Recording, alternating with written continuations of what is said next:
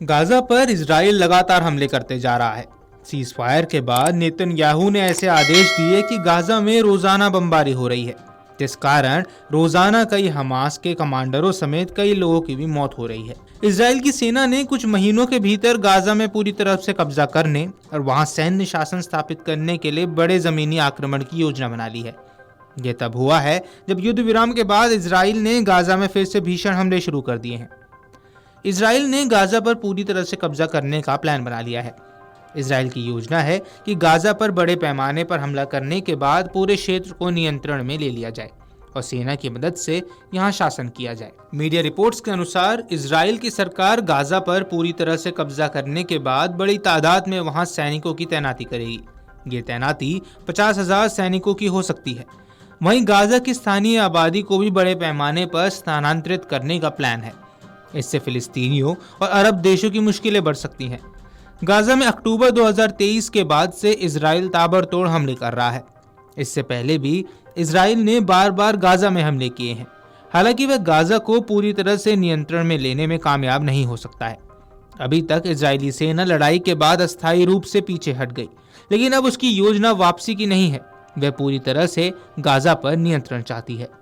Gaza पर पूरी तरह से नियंत्रण पाने के लिए आखिर इजराइल का प्लान क्या है? दरअसल इजराइल की नई योजना में गाजा पर कब्जा करने के लिए 50,000 सैनिकों यानी 5 कॉम्बैट डिवीजन को तैनात करना शामिल है।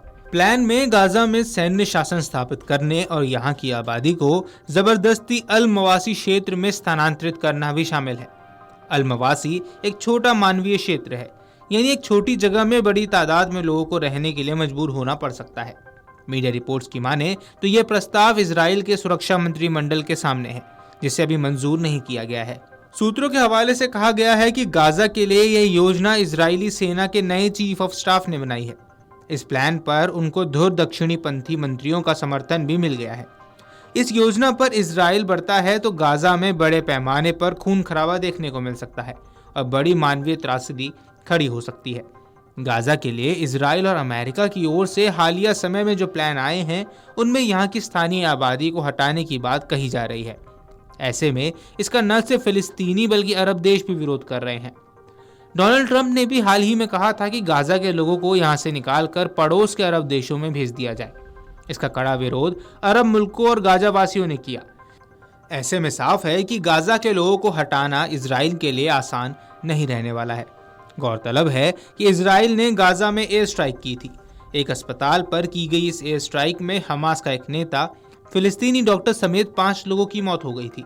इस हमले को लेकर इजराइल ने कहा था कि उसने आतंकवादी समूह के एक प्रमुख व्यक्ति को निशाना बनाया है। इजरायली रक्षा बलों ने गाजा के नासिर अस्पताल पर हमला करके 2 प्रमुख हमास कमांडरों को मार डाला था।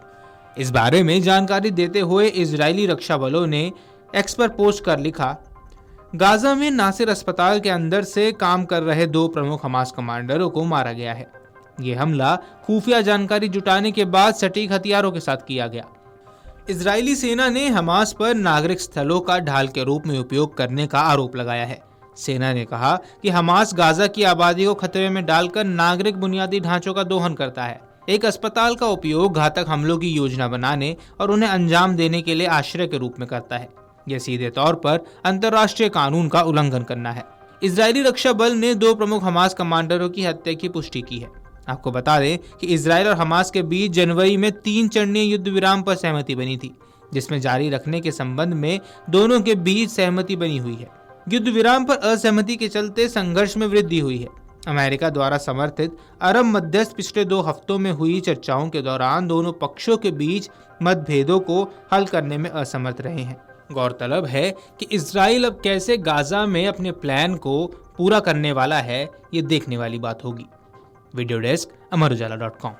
अगर आप ये वीडियो YouTube पर देख रहे हैं तो हमारे चैनल को सब्सक्राइब कर बेल आइकन दबाएं और Facebook पर देख रहे हैं तो हमारे पेज को लाइक करें।